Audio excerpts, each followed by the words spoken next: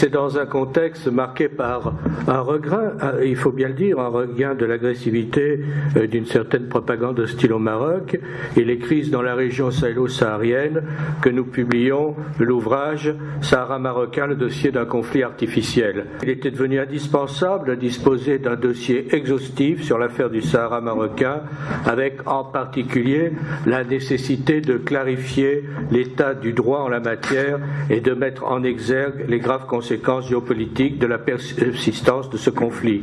Tel est l'objet de cet ouvrage que nous avons le plaisir de vous offrir. Le conflit sur le Sahara marocain est l'un des plus anciens du monde puisqu'il commence avec le début de la colonisation par l'Espagne en 1888 avant de trouver un nouveau rebondissement avec les tentatives séparatistes qui suivront la décolonisation finalement arrachée en novembre 1975. Ce conflit est aussi l'un des plus désolants si l'on considère que la décolonisation par l'Espagne n'aurait dû être qu'une formalité après la fin des protectorats français et espagnols en 1955, et cela d'autant plus que les frontières du Maroc ne sont pas le résultat de tracés colonial, mais elles s'enracinent dans l'histoire, comme l'a d'ailleurs constaté l'avis de la Cour internationale, de la Cour de la Haye. J'ajouterai que cette histoire doit tout à la monarchie, car au Maroc, comme en France d'ailleurs, ce sont les rois qui ont fait la nation. Pour comprendre le conflit sur le Sahara marocain, il faut avoir recours à 3 grilles d'analyse complémentaires, une grille historique, une grille juridique et une grille géopolitique. Tout d'abord, l'histoire. Et que nous dit l'histoire dans l'affaire du Sahara ? Une étude sereine et scientifique conduit à plusieurs constatations. La première est la suivante. Depuis le 8e siècle, le seul État constitué qui, d'une façon ou de l'autre, a constamment affirmé sa souveraineté entre la Méditerranée et le fleuve Sénégal est le Royaume du Maroc. Tels sont les faits. Il n'y a jamais eu d'autre forme de souveraineté que celle du Maroc sur l'ensemble de tous ces territoires jusqu'à la colonisation espagnole en 1884. Il n'y a jamais eu non plus de peuple saharien ou sahraoui. L'idée d'un peuple sahraoui relève de la pure propagande. Le Maroc est une nation unie de la Méditerranée à la frontière mauritanienne. Sur le plan juridique, l'avis de la Cour internationale de justice du 16 octobre 1975 a reconnu d'une part que les territoires n'étaient pas terra nullius lors de l'occupation espagnole et d'autre part l'existence, au moment de la colonisation espagnole, de liens juridiques d'allégeance entre le sultan du Maroc et les tribus vivant sur le territoire du Sahara occidental. On ne peut pas plus nettement accréditer la souveraineté du Maroc sur ce territoire, puisque selon le droit public islamique, le seul opérant en la matière, ce qui prévaut est le lien personnel. À vrai dire, l'avis de la Cour reconnaît nettement les spécificités de l'exercice traditionnel de l'autorité du sultan du Maroc. Fort de cet avis, le roi Hassan II a pu prendre la décision historique d'appeler le peuple marocain à une marche verte pour entrer en possession de son territoire en novembre 1975. Cette marche verte a constitué un acte de récupération des territoires nationaux au terme d'une mobilisation populaire qui, il faut le dire, vaut tous les référendums. La sagesse aurait dû conduire les divers acteurs à admettre que la question de la décolonisation des territoires du Sahara marocain était close, mais la machine infernale fut enclenchée par l'Espagne et par l'Algérie et elle allait continuer à fonctionner. La question de la décolonisation des territoires du Sahara marocain étant réglée, un conflit va prospérer sur la base d'une tentative séparatiste. Disons-le tout net, la question du Sahara n'est plus un problème de décolonisation depuis 1975, c'est une tentative de sécession encouragée de l'extérieur, mais d'une ingérence étrangère dans les affaires marocaines et d'une tentative de déstabilisation en violation du paragraphe 4 de l'article 2 de la Charte des Nations Unies. De même, le Polisario n'est en rien un mouvement de libération nationale. Il a été pratiquement inexistant sous l'occupation espagnole et il ne s'est développé qu'après la décolonisation comme simple instrument de la politique algérienne. Le Polisario est une marionnette de l'Algérie et cela rend encore plus dérisoire et navrant le récent commentaire de Ban Ki-moon qui a suivi le décès du chef séparatiste Abdelaziz. Paix à son âme, mais la vérité conduit à dire que sa disparition ne changera rien, puisque les véritables dirigeants du Polisario sont à Alger, dans les bureaux de la sécurité militaire et de la présidence de la République. De fait, depuis 1975, il y a eu une manipulation dont les conséquences se font encore ressentir. Ce conflit a été instrumentalisé et continue à être un fonds de commerce pour quelques États, quelques organisations, quelques associations et activistes qui se croient encore au temps de la guerre froide.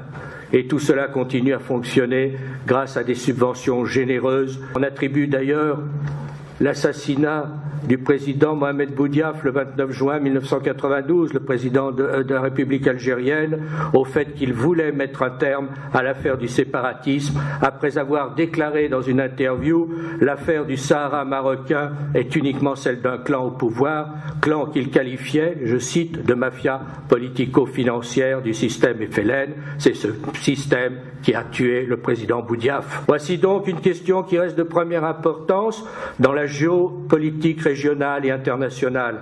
Alors que l'agitation séparatiste encourage l'instabilité dans la région, il est incontestable que le Maroc est une force de stabilité. Il a pacifié cette région.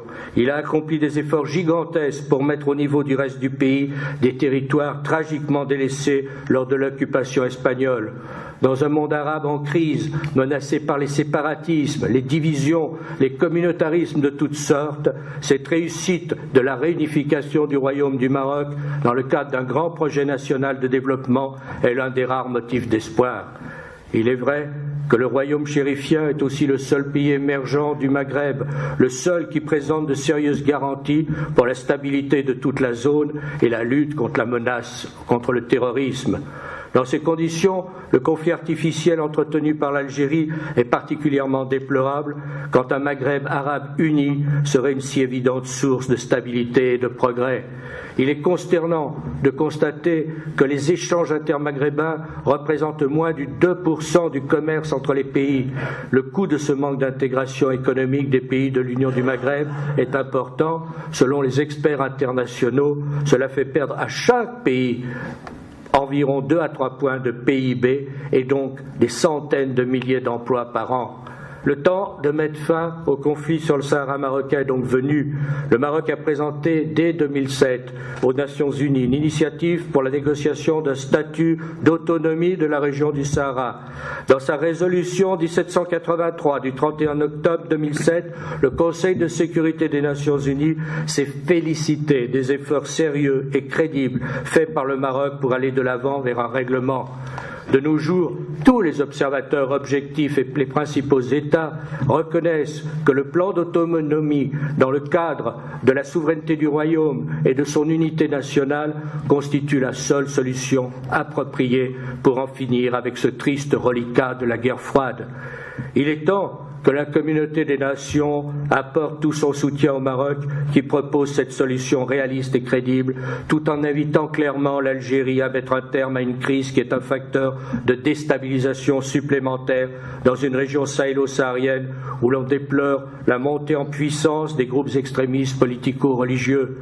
La résolution numéro 2099 du Conseil de sécurité des Nations Unies sur le Sahara marocain, votée le 25 avril 2013, a d'ailleurs établi clairement, je cite, un lien entre le conflit sur le Sahara et la stabilité et la sécurité dans la région sahélo-saharienne. Or, il est notoire que les groupes terroristes sévissant dans cette région sahélo-saharienne, AQMI, Mourabitoun et autres Daesh, ont avec le Polisario des relations d'autant moins surprenantes que tous sont souvent issus de la même matrice algérienne.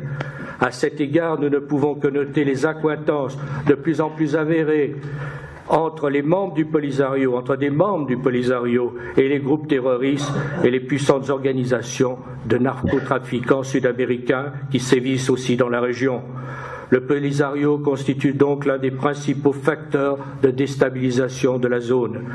Assurément, il faut en finir avec le conflit sur le Sahara marocain et il faut le faire vite, à un moment où les risques ne cessent de s'étendre du fait du dynamisme des groupes terroristes et de l'affaiblissement, voire de l'effondrement d'un bon nombre d'États, sans compter les menaces qui pèsent sur d'autres États, à commencer par une Algérie dont l'économie de rente est frappée de plein fouet par la chute des cours pétroliers.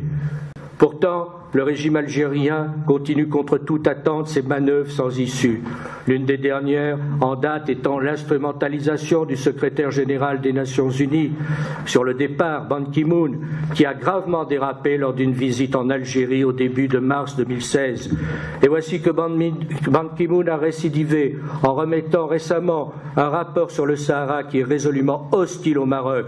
Partial et déséquilibré, ce rapport montre un secrétaire général de l'ONU qui fait du conflit du Sahara une affaire personnelle, oubliant les règles les plus élémentaires de la neutralité qui sied à sa fonction. De ce fait, Ban Ki-moon perd toute crédibilité et porte atteinte à la dignité de cette fonction. Plus grave encore, il semble que Ban Ki-moon s'inscrit dans un jeu trouble, celui que dénonçait le roi Mohamed VI le 20 avril 2016 à Riyad, lorsque le souverain mettait en cause la tentative de forces conspiratrices visant à briser les expériences réussies d'États comme le Maroc en portant atteinte à son modèle national original qui le distingue. C'est donc dans ce contexte dangereux que la communauté des nations doit reprendre la main, elle doit agir vite et sans tergiverser. Ce conflit n'a plus aucun sens, il ne perdure que du fait de l'activisme d'un régime algérien en déclin qui s'attache à ce combat d'arrière-garde, souvent pour de sordides raisons. La clé du problème est à Alger et à Alger seul, et les puissances doivent faire pression sur l'Algérie pour qu'elle accepte enfin de tourner la page d'une aventure qui a fait long feu. Pour l'Algérie, ce ne serait pas une défaite, bien au contraire, ce serait un acte de courage et de lucidité et de responsabilité, et surtout, un retour d'Alger à la raison nourrirait des espoirs nouveaux pour les peuples du Maghreb qui pourraient marcher plus sereinement vers l'avenir.